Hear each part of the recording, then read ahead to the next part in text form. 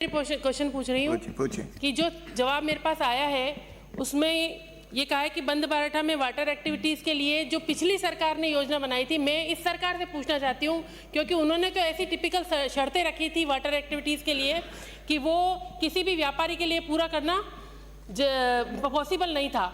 और मैं ये पूछना चाहती हूँ कि एएसआई के माध्यम से एएसआई जो है उसके 13 पॉइंट भरतपुर जिले में चिन्हित है, जिसमें विजयगढ़, दुर्ग, लाल महल, रुब्बा, शाही तालाब, उषा मंदिर और वो कई सारे क्षेत्र हैं, लेकिन उनमें से 13 में से 7 केवल बयाना विधानसभा में हैं जो जर्जर स्थिति में हैं। उनको डेवलप करने के लिए क्योंकि एएसआई की कोई निगरानी नहीं रहती और वहां पर स्थिति इतनी है कि वो धराशायी होने की स्थिति में। उन 7 दलों का क्या प्रश्न पूछे?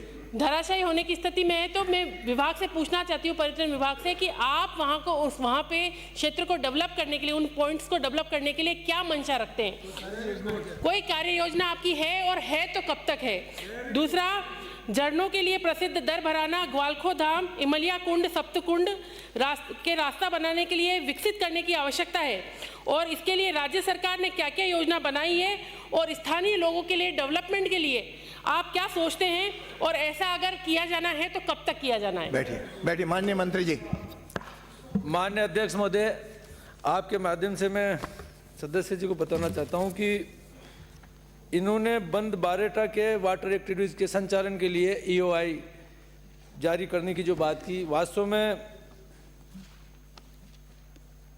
मैं अध्यक्ष महोदय जी को, विधायक महोदय जी को आश्वस्त करना चाहता हूं कि हम खुले दिमाग से ईओआई की समीक्षा करेंगे और जरूरत हुई तो ईओआई के प्रावधानों को ऐसा बनाएंगे जिससे ज़्यादा से ज़्यादा लोग पार्टिसिपेट कर सके, अच्छा कंपटीशन हो सके और लोग उसमें भाग ले सके। इसको हम जरूर हमारे विभाग को निर्देशित करते हैं कि इसको बनाएंगे जिससे लोग आए और वो जो रुका। दूसरा, आपने कहा कि ये हमारे जो बांध, ये विजय दुर्ग, उषा मंदिर, रूपवास स्थित प्राचीन तालाब, ये एएसआई के संरक्षित स्थल में है। इसके लिए हम इन मोमेंट्स को विकसित किया जाना है। ये मोमेंट्स एएसआई का अधीन है जो कि भारत सरकार के संस्कृति मंत्रालय के अंतर्गत काम करता है।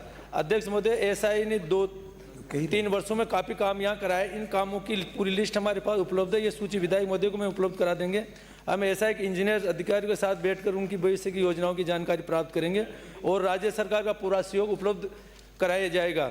विधायक महोदय के जो भी सुझाव हमें उन्हें एएसआई को अपनी योजनाओं में शामिल करने हैं तो वो हमें बताए, जरूर करेंगे। और जो भी आपकी कोई भी हो, माननीय सदस्य, आपकी जानकारी में हो, एएसआई के क्षेत्र अधिकार वाले स्थलों का संरक्षण एवं विकास एएसआई द्वारा ही किया जाता है, उसे राज्य सरकार नहीं करती। अध्यक्ष महोदय, ये इसकी जानकारी मुझे है, लेकिन जो जर्जर स्थिति में है उनके लिए सरकार क्या करेगी, मैं ये पूछना चाहती हूँ। सरकार एएसआई को देगी, क्योंकि अभी तक जितना पैसा उन्होंने अभी क्वेश्चन के जवाब में बताया है कि जितना पैसा, लेकिन आज मैं बताती हूँ कि रूपबास का जो शाही तालाब है एएसआई के अंडर में आ रहा है, बुरी तरह सड़ रहा है, उसकी जिम्मेदारी कौन लेगा?